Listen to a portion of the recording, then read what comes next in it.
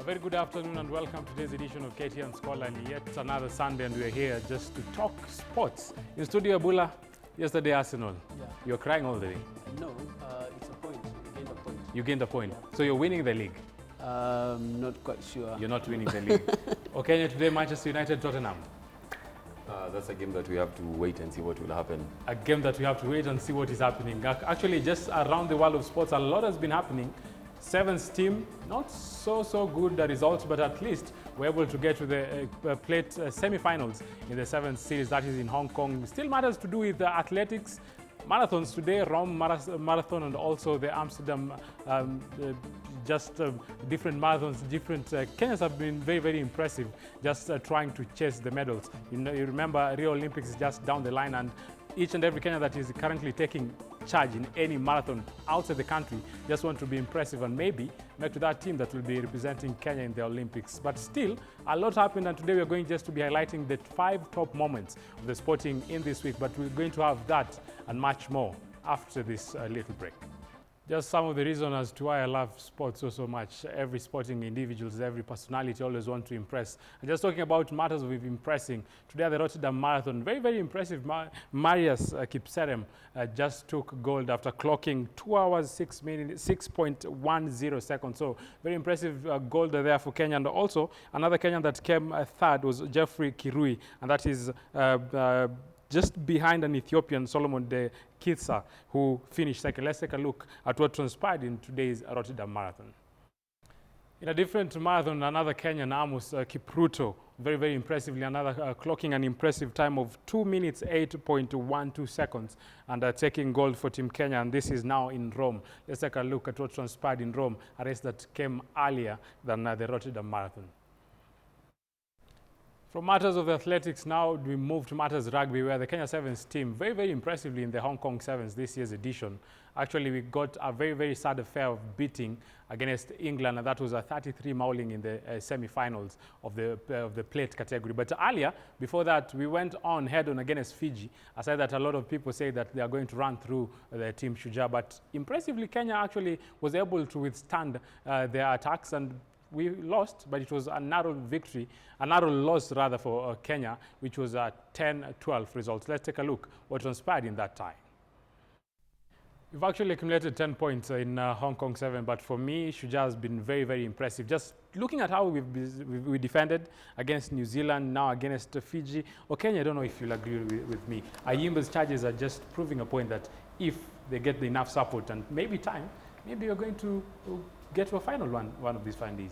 Yeah, one of these fine days we might be getting to a final, but it will not be in this series. Maybe Singapore? Singapore, I doubt if we... Probably not this year. Probably the next year we might get to the finals. This is mainly because you look at the way Kenya plays, and we've talked about this before. We normally make simple mistakes that end up costing us, too much. The penalties that we concede.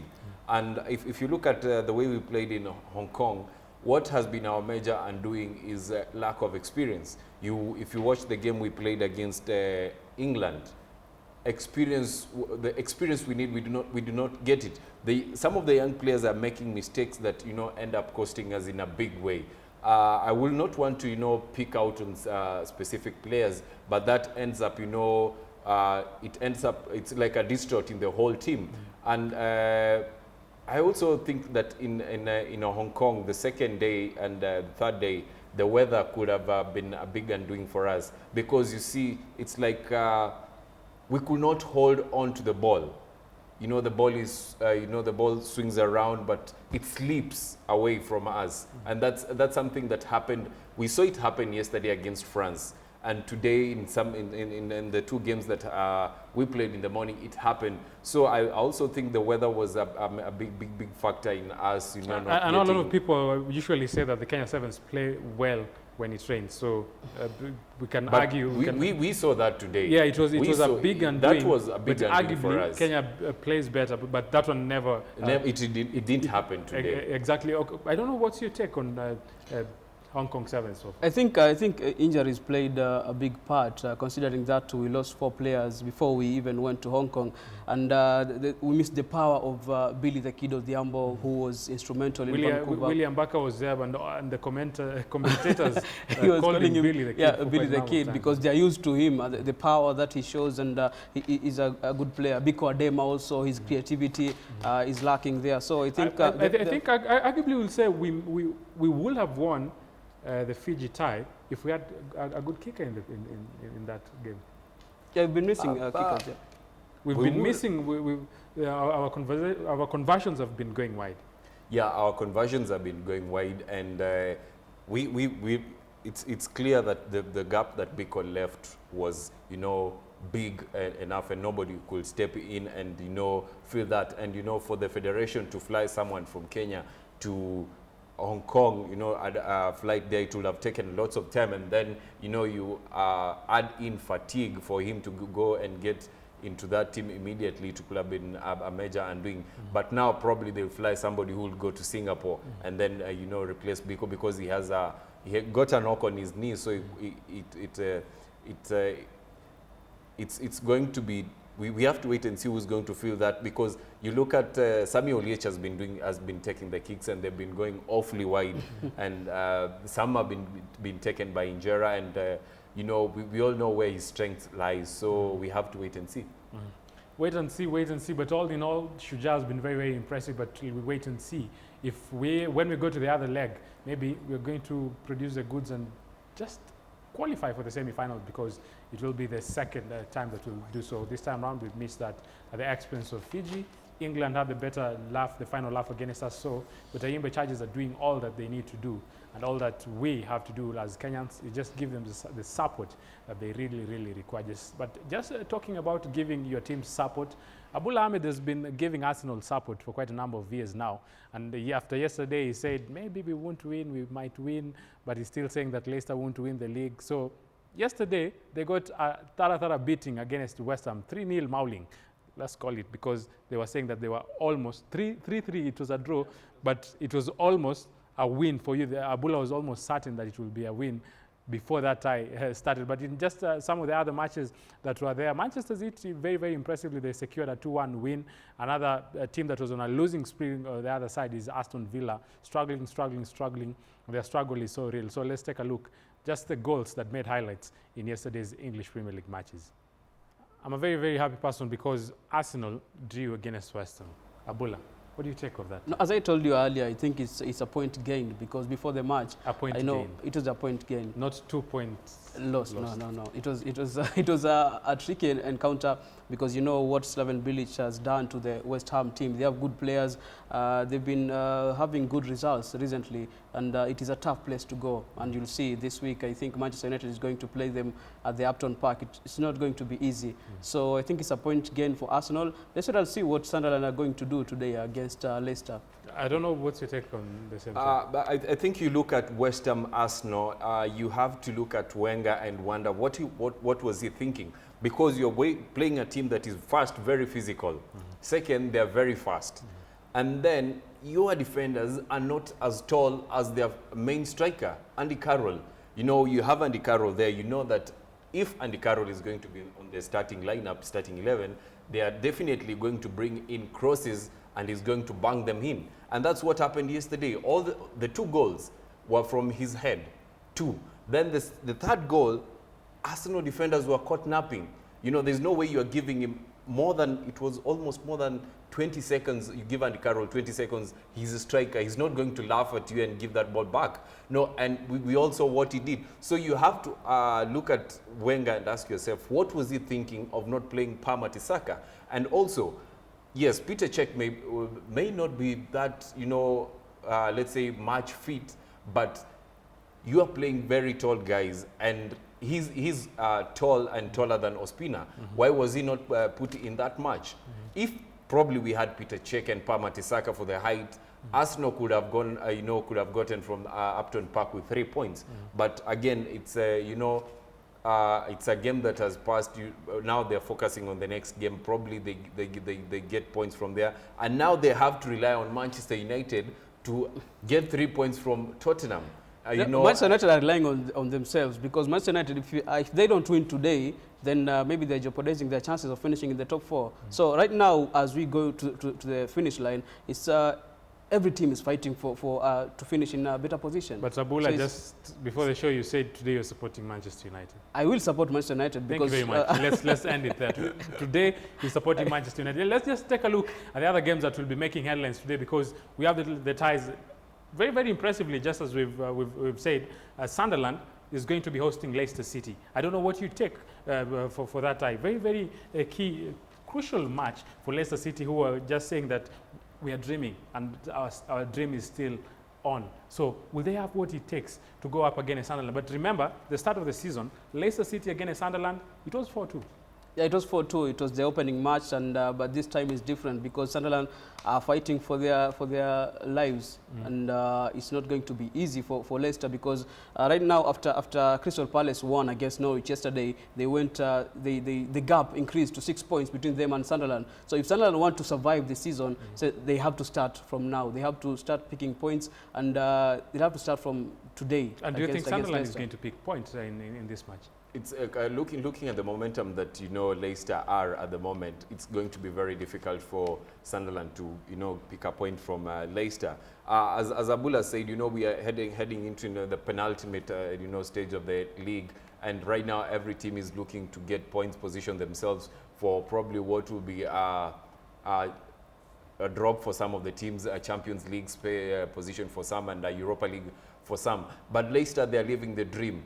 Against Southampton, we saw what happened. Southampton were very good on the ball. They had all the possession. Leicester had very few chances, and they used their chances to the full. They had that goal courtesy of their captain, Wes Morgan. And probably that's something that may end up happening against Sunderland, because for Leicester at the moment, all they need is a goal, and they're good when it comes to defending. I take you back to when they played Arsenal. The only red card that they've conceded this season that was given to Simpson. For almost 45 minutes, they were defending against Arsenal, and we all know how lethal Arsenal is with their short passes and all that.